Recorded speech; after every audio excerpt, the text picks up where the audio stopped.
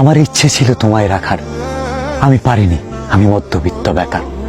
আমার স্বপ্ন ছিল মন গহিনী নিবঠাই, যে থাকে না তাকে কি আর ধরে রাখা যায়।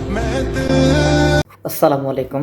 আসলে আমি সবসময় এন্টারটেনমেন্ট ভিডিও বানার চেষ্টা করি বা বানাই আমি, কিন্তু কিছুদিন ধরেই থটস অফ বিল্লাল ভাইয়ের একটা বই নিয়ে অনেক সমালোচনা হচ্ছে, কিন্তু বইটার নাম হলো হৃদয় ভাঙ্গার গর্জন।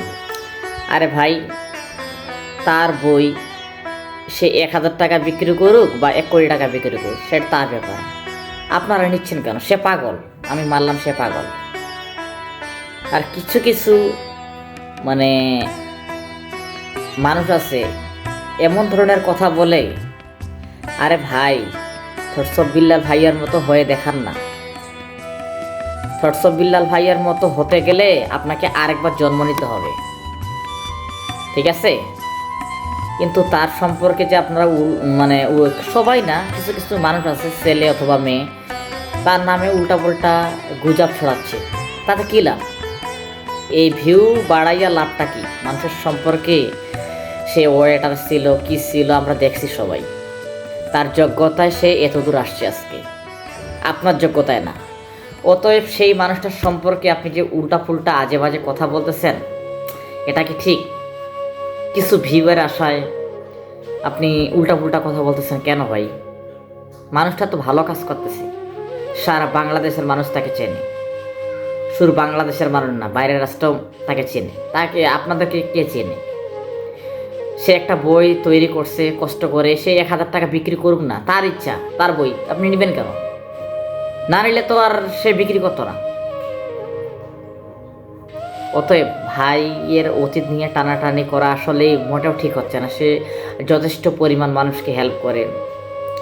আজকে এমন একটা যুগ চলে আসছে, লাভের আশায় মানুষ অনেক কিছুই করতে পারে, কিন্তু বিনা লাভের আশায় কোনো কিছুই করতে চায় না।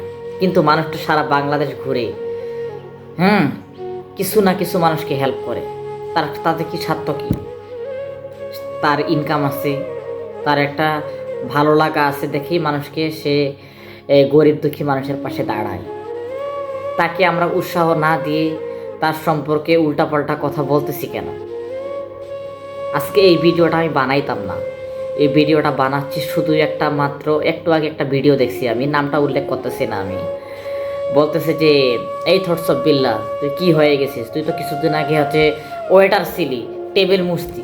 আরে ভাই, একটা ওয়েটার হতে গেলে ওই জায়গাটার একটা যোগ্যতা লাগে, সেই যোগ্যতাটা তোমার নাই। তার সম্পর্কে তুমি উল্টাপুল্টা কথা বলতেছ। সে যেমন তেমন ওয়েটার ছিল না, সে একটা 5 স্টার হোটেলের ওয়েটার ছিল, যেখানে যেতে গেলে হয় যোগ্যতা লাগে। থটস অফ বিল্লাল একজন যোগ্যতা সম্পূর্ণ আলা মানুষ। তার সম্পর্কে যে আপনি উল্টাপুল্টা কথা বলতেছেন, সেই যোগ্যতার তো আপনার নাই, সেই যোগ্যতা আপনার কখনো হবেও না। সে কোথায় আর আপনি কোথায়, বুঝতে পারছেন? অতএব মানুষের সম্পর্কে উল্টাপাল্টা কথা না বলে আমি মনে করি যে তাকে কাজের জন্য উৎসাহ দেন, অনেক ভালো হবে। ভালো থাকবেন সবাই। আর কিছু